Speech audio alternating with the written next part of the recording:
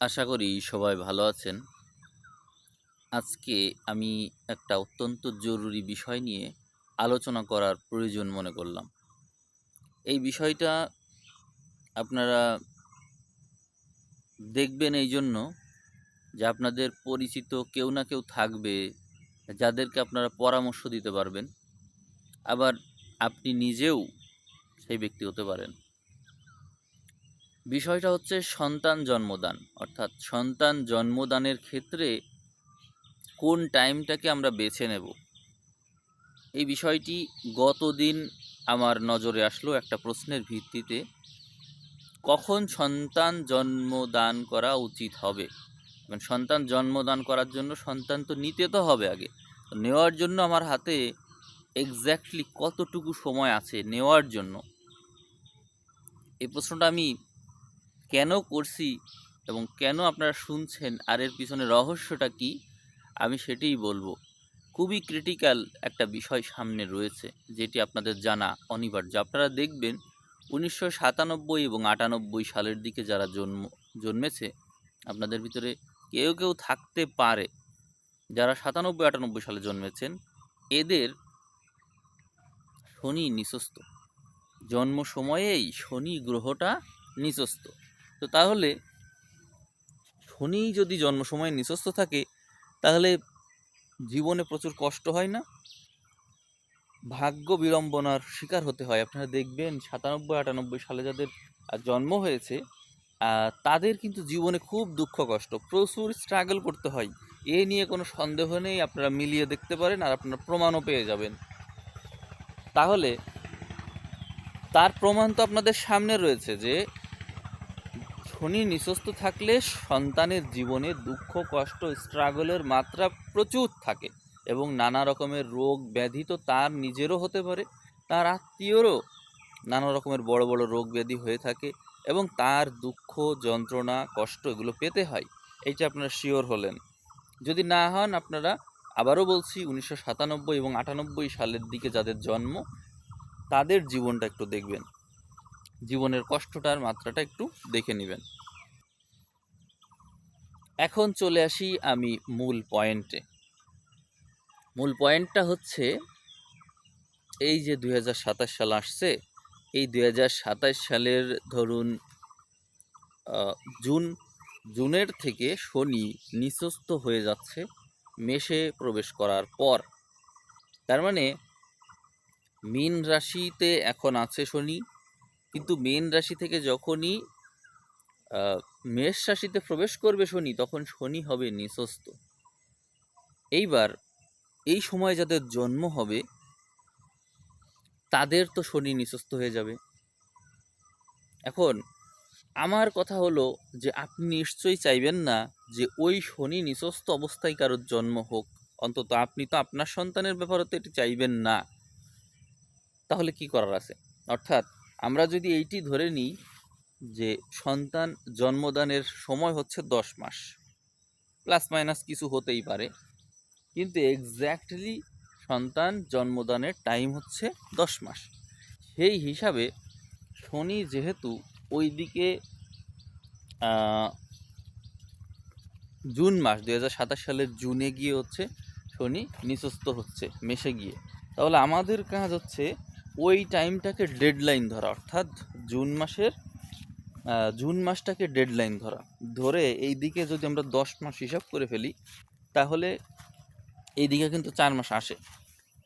অর্থাৎ September October November December, আর ওইদিকে জানুয়ারি February March April, এই হচ্ছে 4টা মাস, আর ওইদিকে 6টা মাস, মোট হচ্ছে 10 মাস।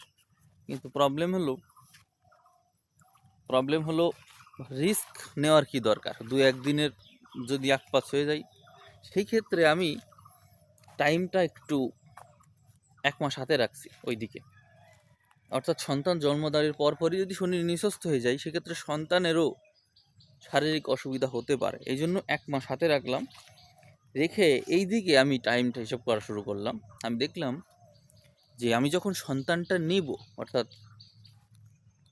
সন্তান নেওয়ার জন্য কনসিপ্ট করার যে বিষয়টা রয়েছে, সেখানে সেটির জন্য ভালো একটা টাইম দরকার।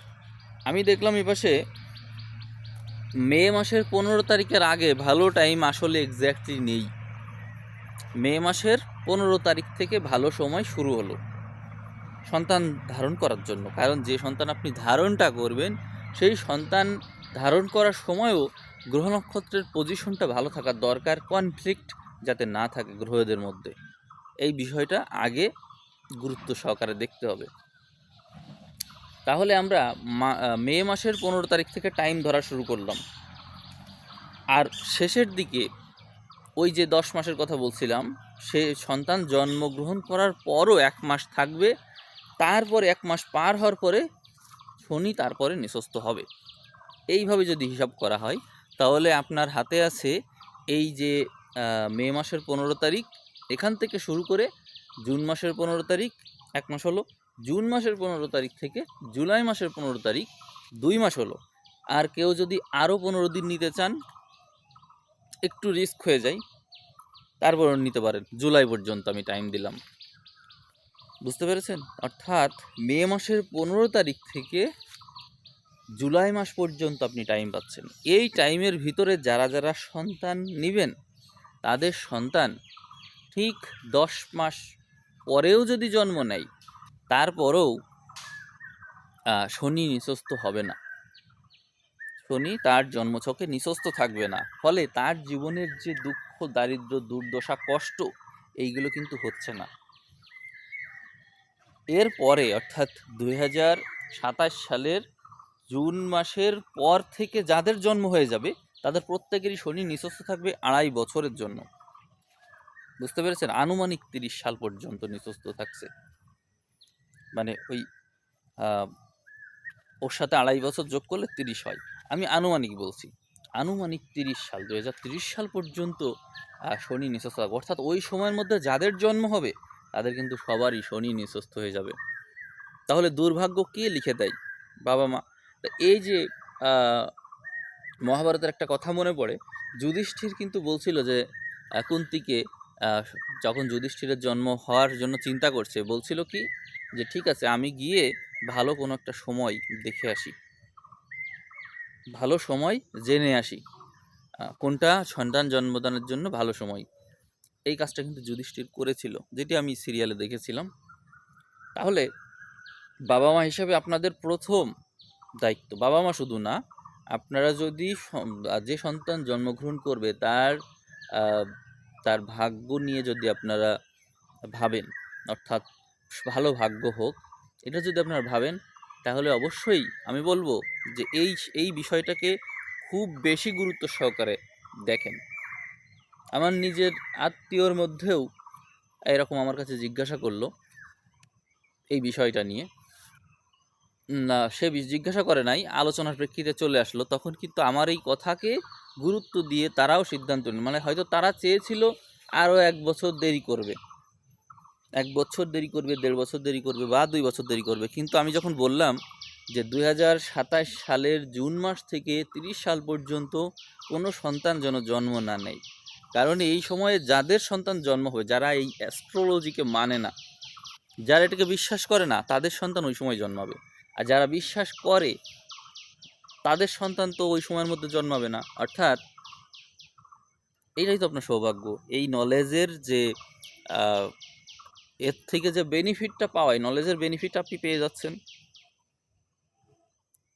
আমি আপনাদেরকে যে বিষয়টা বললাম, এইটা কিন্তু এমন একটা সুরক্ষা যা হচ্ছে জন্মের আগেই আপনি দিতে পারছেন। কারণ জন্ম হয়ে যাওয়ার পরে আমরা প্রতিকার খুঁজি, কারোর জন্ম হয়ে যাওয়ার পরে আমরা প্রতিকার খুঁজে বেড়াই।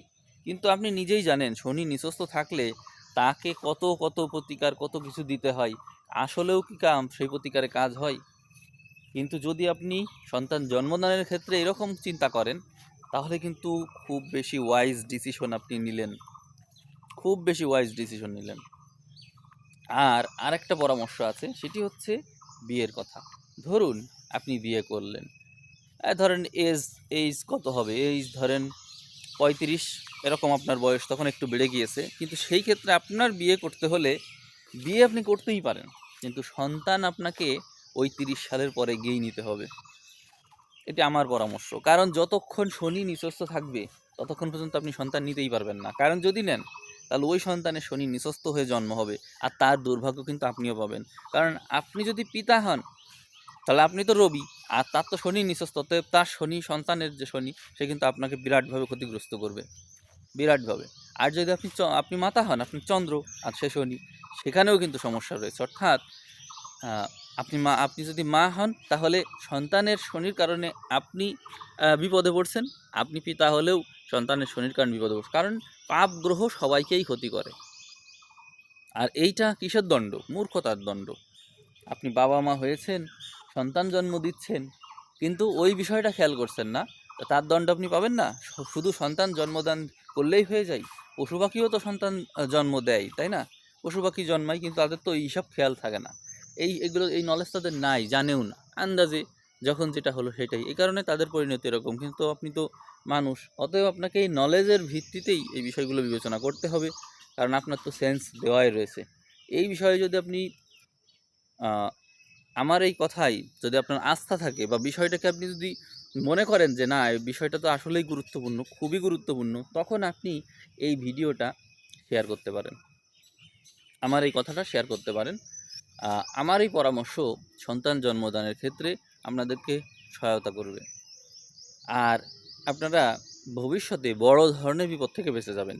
শনি নিচস্থ থাকলে ক্যান্সার পর্যন্ত না নিজেরও হতে পারে, আবার সেই ক্যান্সার হয়েছে এরকম ব্যক্তিগত হওয়ার যে কষ্ট, সেটি কিন্তু পাওয়া লাগে, শোক পাওয়া লাগে। বুঝতে পেরেছেন? অর্থাৎ তীব্র মানসিক কষ্ট, কোনো স্বজন হারানো, বা হচ্ছে কোনো কাছের মানুষ মারা যাওয়া, তিলে তিলে মারা যাওয়া, একাকিত্ব, তারপরে হচ্ছে খুবই আপনজন তার সাথে দূরত্ব তৈরি হওয়া, তারপর হচ্ছে নানা ধরনের রোগ ব্যাধি ক্রমাগত শরীরে বাসা বেঁধে থাকা, জীবনের অর্থনৈতিক বিষয় স্টেবল না, এরকম নানান সমস্যা থাকে। এটা আপনারা নিজেরাও জানেন। এবং এর আরেকটা সমস্যা হচ্ছে স্নায়বিক সমস্যা। স্টেবল না, জীবনের যে পথ সেটি স্টেবল না, মানসিকতা স্টেবল না, এক এক সময় মুড সুইং করে, হঠাৎ রাগ হয়, হঠাৎ ঠান্ডা হয়ে যায়, এই সমস্যাগুলো হতে দেখা যায়। আর মানসিক সমস্যা তো আছেই, মুড সুইংটা খুব বেশি করে। এরকম নানান সমস্যা রয়েছে। শনি নিচস্থ হলে কী হয় সেগুলো তো আপনারা জানেন। শনির ভয়াবহতা, শনি দুর্বল থাকলে, বা শনি বিপরীতে থাকলে, বা শনি দ্বারা আক্রান্ত থাকলে কত সমস্যা হতে পারে সেটা আপনারা অবশ্যই জানেন। অ্যাস্ট্রোলজিতে শনির এই বিষয়ে বিশেষ ভূমিকা রয়েছে এবং সবাই ভয় পায়। অতএব আমরা আগে থেকে যদি সাবধান থাকতে পারি তবে সমস্যা কী? আর যে ঘটবেই এ তো আপনারাও জানেন। আমি আপনাদেরকে সাবধান করছি মাত্র। যদি এই ভিডিওটা আপনার ভালো লেগে থাকে, বা এটাকে সতর্ক বার্তা বলে আপনি মনে করে থাকেন, তাহলে আপনার পরিচিত কেউ না কেউ থাকবে যে সন্তান নিতে চায়, কেউ না কেউ থাকবে, তাকে আপনি এটা দেবেন। কারণ হিসাব অনুযায়ী এই সময়ে, এই যে আমি যখন ভিডিওটা করছি, অর্থাৎ এখন হচ্ছে 2026 সালের মার্চ মাসের আজকে 19 তারিখ।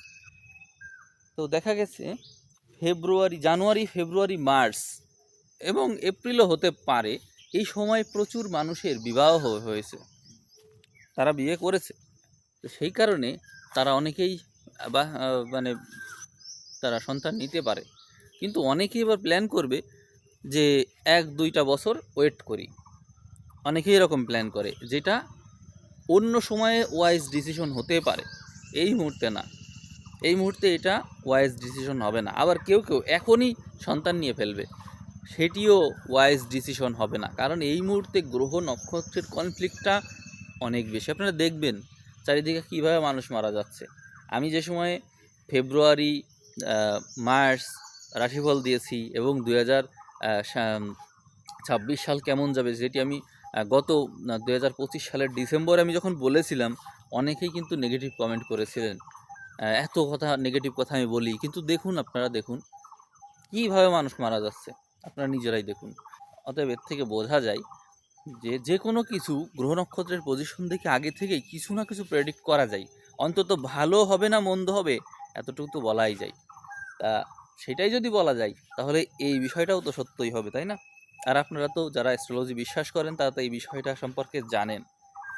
আমি আপনাদেরকে সতর্ক করছি, আপনারা অন্যকে সতর্ক করবেন এবং এই ভিডিওটা উপযুক্ত ব্যক্তির কাছে পৌঁছে দেওয়ার চেষ্টা করবেন। আপনার যদি কোনো আত্মীয় স্বজন যেই হোক, যে আপনার পরামর্শ শুনতে পারে বা যে এই বিষয়টা নিয়ে চিন্তা করতে পারে, তাকে আপনি বলুন যে 2026 সালের এই যে সামনে মে মাস আসছে, সেই মে মাসের 15 তারিখ থেকে ঠিক জুলাই মাস পর্যন্ত টাইম আছে হাতে, যার ভিতরে যদি সে সন্তান নিয়ে নিতে পারে, অর্থাৎ কনসেপ্ট করেছে, এটা যদি সে কনফার্ম হয় তাহলে ভালো।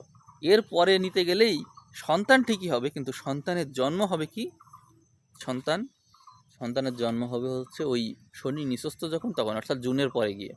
জুন পড়ে গেলেই তখন কিন্তু বিপদ, কারণ তখন শনি মেষে চলে গেল, মানে তার জন্মছকে একটা দোষ তৈরি হয়ে গেল। বিপদ না, বড় বিপদ। অতএব আপনাদের হাতে এই সময়ে খুব অল্প সময় আছে, এই সময়টাকে ওয়াইজলি যারা কাজে লাগাতে পারবেন তারা জয়ী হবেন। অ্যাস্ট্রোলজি কেবল ভিডিও দেখার মাধ্যমে বিনোদন হিসেবে নিলে হবে না, এটিকে এমনভাবে ব্যবহার করতে হবে যাতে আমার যে সামনে যার উত্তরসূরি আসছে, আমি তাদের পূর্বপুরুষ, আমার এই ওয়াইজ ডিসিশন যেন তাদের জীবন গঠনে কাজে লাগে, অর্থাৎ আপনি তার জন্য একটা কবচ তৈরি করে দিলেন আগেই। আপনি যদি এই বিষয়টা না জানতেন তাহলে তার জীবনে কনফ্লিক্ট থাকতোই, কিন্তু যখন আপনি এটা জানেন তখন কিন্তু আর কনফ্লিক্ট থাকছে না। আমি যে বিষয়ে আজকে সতর্ক করেছি এর মূল্য অনেক অনেক মূল্য, সেটি হয়তো তখন আমিই জীবিত থাকবো না, আপনিও থাকবেন না, কিন্তু এর প্রভাব থেকে যাবে। অতএব আপনারা যদি এই বিষয়টাকে গুরুত্ব দেন তাহলে আমি মনে করছি যে ভবিষ্যতে আপনার পরবর্তী প্রজন্ম অনেক উপকৃত হবে। আমি সবাইকে ধন্যবাদ জানিয়ে এই ভিডিওটা এখানেই শেষ করছি। আমি আশা করব যে আপনারা এই বিষয়টাকে নিয়ে চিন্তা করবেন। সবাইকে ধন্যবাদ।